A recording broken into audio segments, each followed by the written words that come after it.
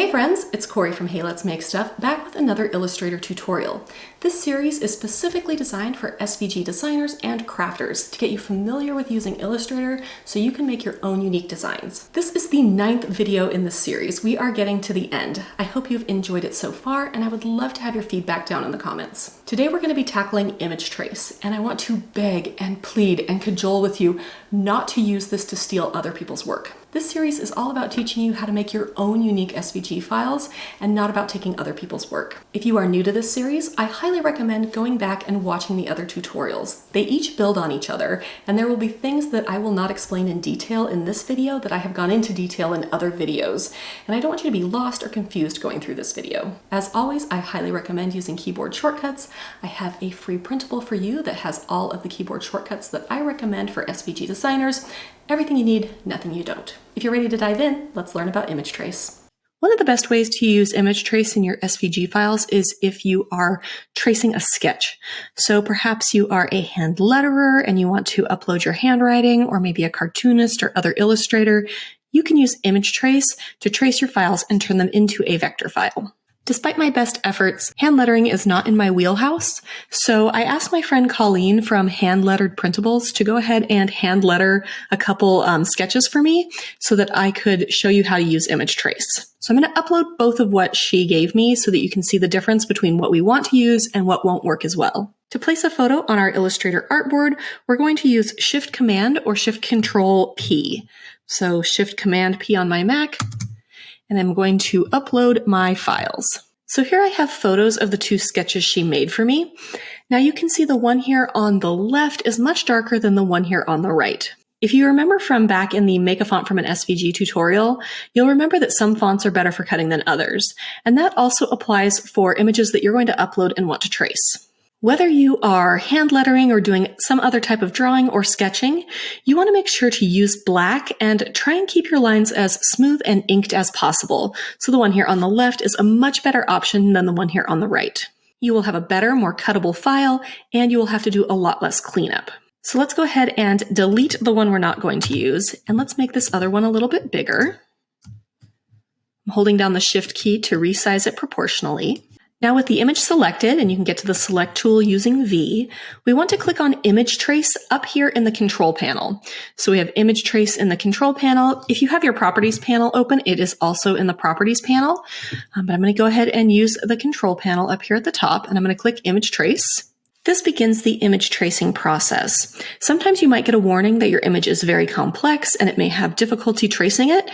You can just click OK and see if it will work. I don't think I've ever actually had one that failed, but depending on your processing power, you may find that there are images you can't trace. But overall, if you're doing something simple like this, you should have no problem. Now we need to open the Image Trace panel. So you can do that by going to Window, Image Trace, here. Or you can just click on this little panel button up here in the Control panel, and that will open the Image Trace panel. The Image Trace panel basically helps you refine the tracing of your image. There are lots of little settings in here, and we're going to play around with some of them, but basically you can use all of the tools in this panel to make your image better for your cutting machine. Mine automatically defaults to black and white mode, which is totally fine for this. We will be using color here in a minute. And then we have all of these sliders. The ones I tend to use most are threshold and paths.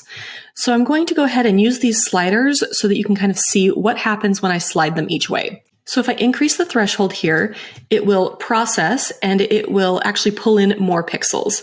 So at this point, it's actually trying to make the paper a part of the image, but we definitely don't want that. Now, if I decrease the threshold, it will process again, and you'll see here that I'm actually starting to lose pieces of my image. I'm getting way more holes within my writing here. Definitely don't want that either. So with your image, you're trying to find a balance. So I'm going to go back to sort of in the middle here. Maybe lessen it just a bit. Maybe a little bit more. That's starting to fall apart. So somewhere in here, I think, is probably the best option for this image. With paths, we are sort of increasing the number of paths within the entire image. So if I increase it a lot here, you can see that if I zoom in here a little bit, it's getting very crunchy around the edges here. We definitely don't want that. And if I go too low here, then it's making it almost too smooth. Depending on your image, you can work with this, but I'm finding this is starting to look just very traced. And if you do, some more image tracing, you'll be able to tell the difference between something that was natively made inside Illustrator and something that was traced. So this is just starting to look very traced, especially the loop on this Y. It just looks very traced to me. So again, I'm going to choose something sort of in the middle. It's probably a little higher than I want. I want it a little bit smoother. Yeah, something like that. You can also play around with corners and noise. I don't find they make quite as much difference here. You can see as I'm sliding this one back and forth, not much different. Same thing with noise. Doesn't make quite as much difference. I kind of like where it was set a little higher, just like that. You can also simplify your artwork a little bit. So I'm going to click Simplify, and this does simplify things a little bit. You can do simplifying here now, or you can actually simplify this artwork later, and I tend to like to do it later, so I'm actually going to keep this unchecked. And then we want to go down here to the bottom, and we want to ignore color, because right now this is actually a 2-color image. We have a white background and black text, but we want to ignore that white. So I'm going to click Ignore Color, and for most images, it will automatically default to white. All right, I think we're ready to expand our image, and that basically means we're going to turn it into that vector. So you can do that over here in the quick actions in the properties panel, expand. It also is up here in the control panel at the top. Now we have a vector file of our artwork. So I'm going to choose the direct selection tool, which is A, and that shows me all of the different points around my image. And if you've been following my tutorials, you'll know that this is probably too many points to cut cleanly. So we do need to clean this up a little bit. The first thing we want to check is over in the layers panel. So I'm going to close my image trace panel. I'm going to open my layers panel. I'm going to open up my layer so I can see everything that exists here. And you can see that I actually do have 4 compound paths. So I have the heart, I have the Y, which is separate from the OU, which is another one, and I have thank. I've traced this a few times now working on this particular project, and sometimes I'll end up with a few little stray, they call them artifacts, which are just tiny closed paths. And you can easily see those here in the layers panel. So if you see something other than the words you are tracing, go ahead and delete anything extra here. Now that I've been able to see that I only have on my artboard what I want to have on my artboard, now is the time when I want to simplify. So I'm going to select my artwork using V. I'm going to go to Object, Path, and Simplify. And we've done this in several other videos, but basically we are removing anchor points while trying to keep the integrity of our image. So if I pull it all the way down here, you'll see we really lose the integrity of our image. It looks very goofy, very traced, not hand lettered at all. And if I pull it way up here, it looks closer to our artwork, but we still have a lot of points. So we want to find that point on the slider here where we are not losing a lot of our integrity, but we are reducing the number of anchor points. So I think that probably looks good for me. Again, I always like to click on these 3 more options just to see what I started with. So my original file had 832 points. Now we only have 244. Already, this is a much more cuttable file. Next, I want to delete anything that's going to be difficult to cut. So right now I'm looking at this K here, and you can see right here that I have this tiny little sliver of white inside the K in thank. So I am going to zoom in, scooch over here, and I'm going to double click to isolate this little image, and I'm just going to delete that. Now you could probably make this a compound path and cut this as is, but I still feel like it needs to be cleaned up a bit. In particular, I'm looking at places like in that K again, so let's zoom in here. These little notches that are cut out, those are just going to be difficult to cut on a cutting machine. And there are other places where in the original image, the ink sort of seeped into the paper and it created these little spikes. This top of this N, for example, a little bit here in the A, appeared, in the Y. I don't love how these look now that this is outlined, so we can do more cleanup. Cleaning up a file like this is where the paths, anchor points, and handles lesson will come in very handy. You will also want to really get to know a few keyboard shortcuts. Select, which is V, direct select, which is A, the anchor point tool, which is Shift C, add an anchor point. All you have to do is click plus, subtract an anchor point, hit minus. Those 5 tools are very handy for cleaning up a file like this. So I'm going to start here with the A, and I'm going to zoom in a little bit more here. And you can see here, it doesn't even really look like it was written with a pen, right? So I'm going to start by cleaning up this A just so you can kind of see how the process works. I'm not going to show you how to clean up the entire file because it does take quite a while, but I just wanted to get you familiar with if you're going to use image trace, you're going to have to get to know those paths, anchor points, and handles and all the tools to use them so that you can really make a better cut file. Let's start here in the middle of the A. I'm going to try and talk through what I'm doing. I move really quickly when I do this, so I'm going to try and slow myself down, give you all the keyboard shortcuts as I go along. But basically, this is the process for cleaning up a messy file like this. So to start, I'm going to click that direct selection tool A so I can see what sort of anchor points I'm working with. And I feel like even this is too many anchor points. So I'm going to click minus to get to my remove anchor point tool. And then I'm going to remove a couple of these anchor points, just like that. Do we even need that one? Then I'm going to use the anchor point tool, Shift C, and I don't like how this anchor point here has these handles, going to the side here. So I'm going to just kind of straighten these out just a little bit so I don't have that little spike, just like this. And I do feel like we need the A to come out a little bit farther. So I am going to pull this handle out just a little bit, just like this.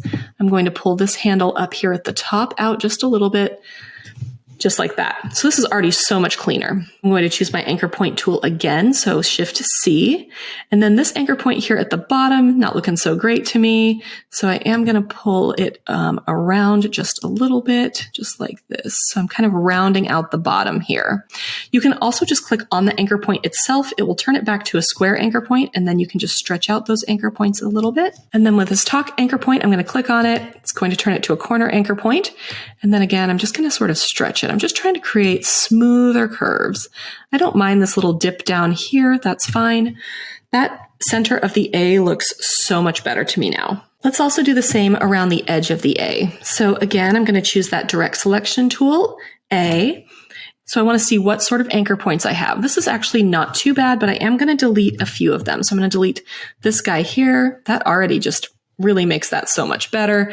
I am going to delete the one over here on the right. I don't love that. And there we go. So we're just deleting anchor points to give us a more smooth handwritten look. I don't love the way this anchor point is behaving up here. So I'm going to choose my anchor point tool, Shift C. And I'm just going to play with those handles just a little bit, just making sure that everything looks good, just like that. And then down here, I'm just going to pull this one in a little bit. This one here, I'm going to round. So I'm going to click on it. You can see that it really changed because it went back to a corner anchor point. I'm going to round this one side just like that. And then I'm going to pull this right handle a little bit more to create that curve over here as it goes into the N. Again, down here, I still have my anchor point tool selected. I can click on it, and honestly, that's not so bad. And then with this anchor point over here on the left, we're just going to pull it a little bit. Just kind of see maybe there. And then I'm going to make the A a little bit bigger. Just like that. Now I have a much smoother A, and it will be much easier to cut. You can see that the A itself just looks so much better than all the other letters. Now it took me that long just to do the A, so you can imagine how long it will take me to do the rest of this. But I do have two examples of what I had done before. So here on the left, I have the one where I edited that A, but the rest of it needs editing. And then here on the right, I have one that I actually edited. You can see that I've cleaned up things like these little notches that were cut out at the bottom of the K. You can see these other places where I had these little spikes, like this little tiny spike on the K. I'm not sure if you can see that. Cleaned that up. This Y was pretty rough here on the bottom of the Y. Cleaned that up. The one on the right is just more cuttable than the one on the left. Now let's compare the edited version to the one that she drew for me. Overall, I think it looks pretty good. You can tell that it's been vectorized because we don't have sort of these brush marks in this K, for example. But overall, I do feel like it remained true to the original image, and it will be a very cuttable file. Next up, let's talk about vectorizing a colored image. I see this a lot when people want to, blow up a logo really big, but they only have a JPEG. So I created this logo for some company called Candy Beach. I don't know if it's a place. I don't know if it's a candy shop, but I made this logo, and you can see that it's actually a JPEG. So if I zoom in, it gets pixelated. It is not a vector file. I'm going to make it a little bit bigger, and you can really see that pixelation, but then I'm going to hit Image Trace. And then we can open up the Image Trace panel again. And you can see that it automatically defaults to black and white. Let's go ahead and change that to color. Now, right now, it's trying to make it a maximum of 30 colors, which is way more than we need. You're thinking this is a 3-color logo. So let's go ahead and put in 3. What happened to our teal? Well, actually, white is one of the colors in this image. Because it had a white background, Illustrator is seeing the white background as one of the colors. So we have 3 colors, pink, yellow, and white. So let's actually change this to 4 colors. There we go. Now we have our teal. So we have our logo here, and you can see that while the candy piece looks okay, the text is really terrible. So here we have paths, corners, and noise. We don't have threshold. It's not an option when you choose color, but we can mess with paths, corners, and noise to try and get that text to look a little bit better. So I'm going to increase the paths. Already it's looking a little better, just like that. But if I go all the way, it starts to distort in a different way. So we're trying to find that place where it looks best. So maybe there, maybe there. Again, with corners, we can take down the corners and it becomes sort of rounded. We can take it up, much more squared. We can play around with noise. If we add too much noise, it will fill in some of our letters. Don't want that. Maybe less noise here. And you'll see that no matter what I do, I really can't get this to look as good as it looks in the original. Let me add the original here, and then I will zoom in so we can kind of see what they look like. So this is one of the biggest failings with Image Trace. It cannot recreate things perfectly. It's trying, but none of these letters actually look like the letter that it started with. The Y is really distorted here. This N has this weird bump. You know, I can go ahead and click back on here and change our paths and see if it helps. That made it worse. Add more. You know, it's just never going to look like the original as much as you work with these tracing results. You can try some of the other presets. So like, hey, maybe a high fidelity photo would work. Nope, it doesn't work. Maybe sketched art would work. Definitely doesn't work. So you can see here, no matter what preset I use, we're not getting an image that is a perfect match from where we started. You can even see up here in our candy, this is not like a perfect point. And no matter how I change my settings here, I can't get that to be a perfect point. So basically, this is about as good as we're going to do. So let me bring this image trace panel back here a little bit. Before we expand this, I want to talk about these method options. Right now I have abutting checked, which creates cutout paths. So if I expand it as is, looks pretty good. But then when I double click in here and isolate this yellow piece and I move it, isolate this blue piece, you can see that I have these cutouts. Now, in the color lesson, I talked about why I don't love creating SVGs with cutouts like this. I would prefer this to be one solid pink circle with these 2 pieces on top of it. I feel like that provides the user much more flexibility in how they use the file. They can layer cardstock or vinyl or whatever they like, or they can create these cutouts using the slice tool in something like Cricut Design Space. So I don't love creating a file that has these cutouts. So instead, let's choose overlapping, and this is going to create stacked paths. So now I'm going to click expand. Now if I isolate, double clicking in here, and I move the yellow and the blue, I have this solid piece. You'll notice that I have this little yellow artifact from the end of my yellow piece here. So I'm going to go ahead and delete that. Then I'm going to move these back into position. Can I get them back into position? I'm not really even sure where they go. Just like that. Centered, just like that. Now let's compare the two. So the bottom file is actually the vector that I originally made in Illustrator. I have this image and it has like these perfect little points at the end of our sort of wave pieces, and I still have text. Here we have a vectorized file, and you can see that it's good, but it's not perfect. Our letters still look funny. What is going on with the top of this N? The bottoms of these A's look really bad. You could zoom in and use those same tools I used to clean up the sketched file, but unless you are a total Illustrator pro, and that's not me, I mean, I'm pretty good in here, but I'm not that good, you're just never going to be able to make details like this look as good as an original that was created within Illustrator. So I hope these 2 examples allow you to see both the benefits and the downsides of using Image Trace. You will never be able to get like a perfectly beautifully clean file using this tool. The more you use it, the more you may be able to see as you go forward other people who are tracing files. You may recognize those telltale details that don't quite get squared off, for example. You'll be able to tell that maybe if you're wanting to buy a file on Etsy. Is this the original designer? Is it clean? Does it look right? Or does it have those little telltale signs that it has been traced and maybe this is not the original designer? I hope you found this video helpful on learning how to trace certain images in Illustrator. Again, this is not a tool to steal other people's artwork. It is a tool that you can use on your own sketches, your own writing, and for doing things like vectorizing logos and things that you own that you need in vector format. Next week is the final official video in this series where I'm just going to be going through a bunch of quick tips and tricks that I have not covered in any of the lessons so far. If you have any questions about anything you learned in today's video or any of the Illustrator content that I provided for you here, please let me know down in the comments. Then if you found this video helpful or inspiring, I really would appreciate a like. Follow my channel for more weekly Illustrator, Cricut, sublimation, laser, and DTF content. I'll see you next week.